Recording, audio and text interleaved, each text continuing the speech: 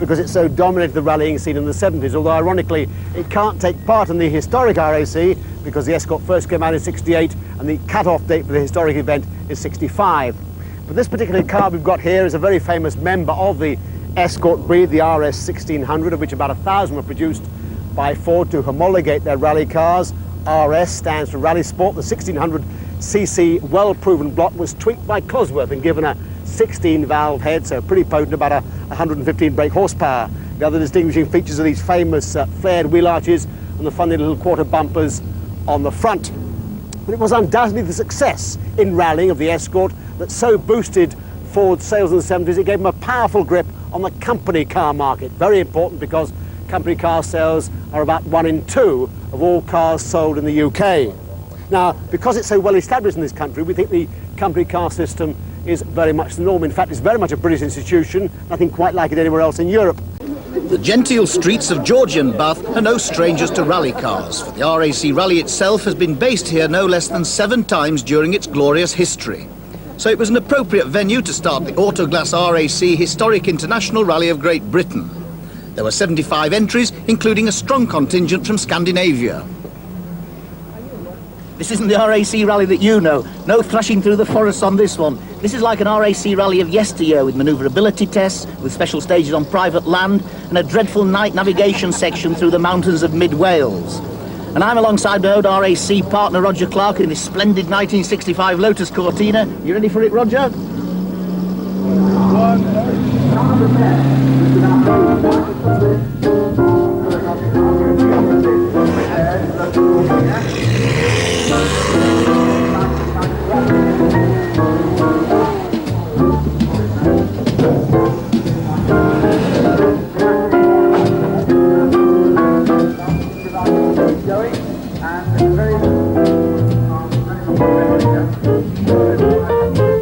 Among all sorts of potent machinery was the oldest car in the event, the 1932 TT replica Fraser-Nash, driven by Wiltshire gentleman enthusiast Freddie Giles. On the first test at the Custle-Combe racetrack, my man Roger Clark was firmly in the groove and handled the Lotus just like he did in the swinging 60s. To make life more difficult, the organisers had sprinkled various obstacles around the circuit. For the bigger cars like the Ford Falcon and Volvos, they had to make the most of the open parts, for soon it was back into the obstacle course. 50s Works rally driver Arthur Senior seemed to enjoy the goings-on in his Riley 1.5. And for many, the Nadgery test served as a good warmer-upper and gave everyone something to think about. But there were rumblings of discontent from the Altonans, Clarks and Mackinnons of this world. I can't say I was impressed with these little tests, and far too tight for the Cortina, certainly. I think we brought the wrong car. I think so, yeah. Because you have all those reversing things, you have to stop in a line and do reverse and go around the pylons. It doesn't feel like rallying. Well, we've got to Malvern and we're enjoying it, but we're not doing particularly well. In fact, what we're finding is that some of the bollards and the pylons are rather close together for this car, and we actually did clobber one. We also slid over a finish line at Prescott and lost another 15 points there. But never mind, there's a long way to go. 4, 3, 2, 1. At the Malvern showground, Roger was in his element. It was the Clark of old, and we skedaddled over the tiny tarmac tracks in fine style. He made up for his early misdemeanours, drove brilliantly, and beat many of the minis into the bargain. We were starting to climb from our lowly 21st place. The pressure was still well and truly on as the convoy headed west. There was a brief respite as navigators clocked in when the cars crossed into Wales. It takes a special breed to drive open cars into the night, but Freddie and the Fraser-Nash was still toddling on and mixing it with much more modern machinery.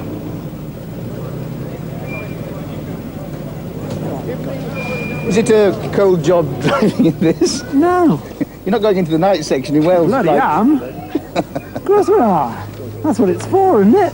How does this car perform? Quicker than some minis. You think I'm joking? The most unlikely car on the event was David McErlane's Ford GT40, looking a little worse for wear, having been thumped by a van on the public road. They've actually closed the main street here in Newtown for the occasion, Anyway, now we're off into Wales for the night section. This is the navigation section where accurate timekeeping and precise map reading is called for, and this is where the very hard work starts for the navigator, so I'm not looking forward to it.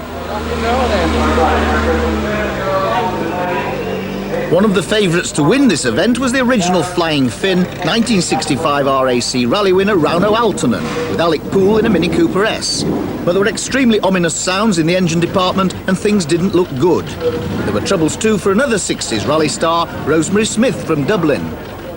When it's running extremely well, but we had our first disaster at Castlecoombe this morning and it just stopped dead and wouldn't go.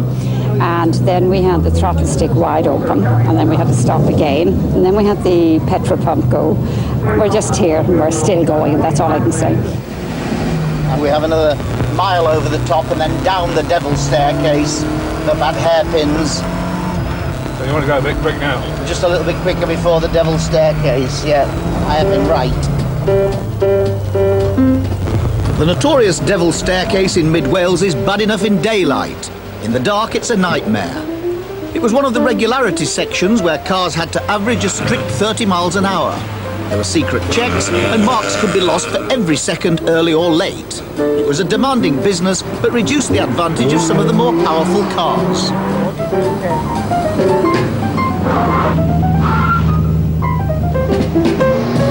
Rosemary's Imp was still there, but bringing up the rear.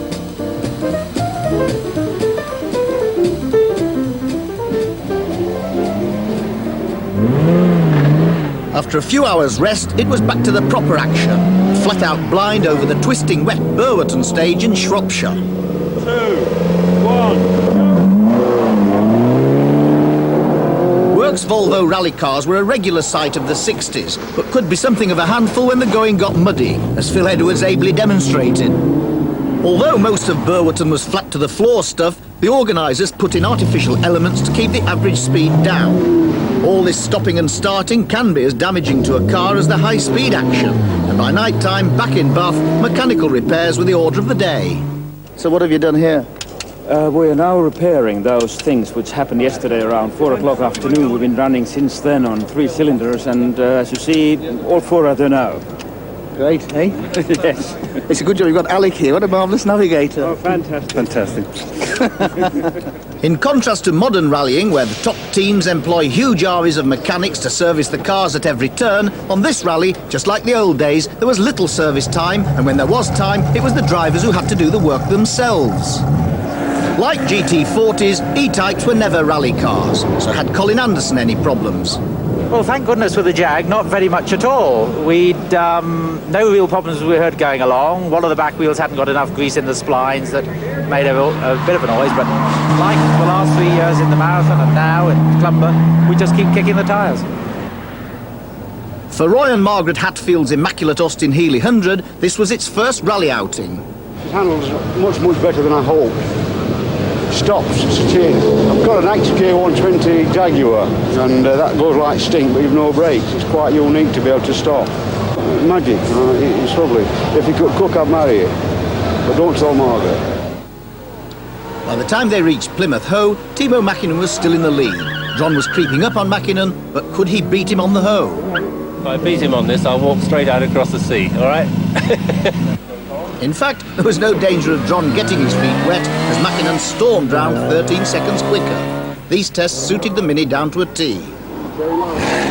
The surface has changed somewhat since Drake played bowls here. It's actually a diabolical surface for auto tests as the abrasive tarmac prevents the car sliding. Minis have always been pretty good at this sort of activity, but Roger couldn't get the back end of the Lotus to swing due to a defective handbrake. Nevertheless, we were quite happy as we'd climbed up to 7th place. If the rally went on for another week, we felt we could win it.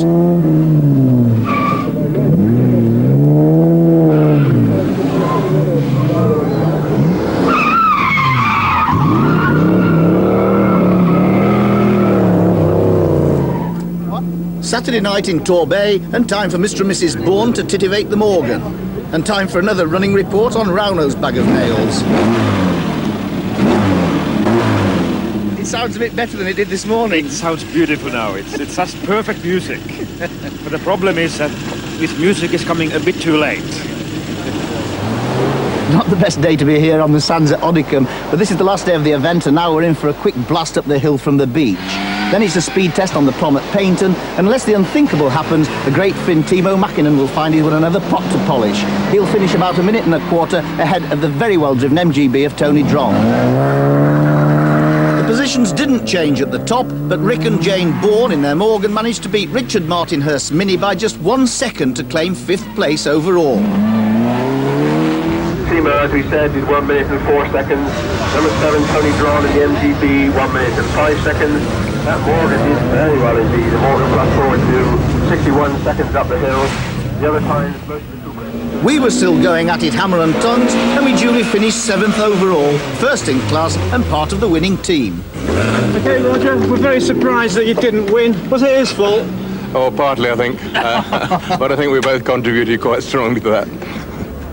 And as if it wasn't wet enough on the seafront at Paynton,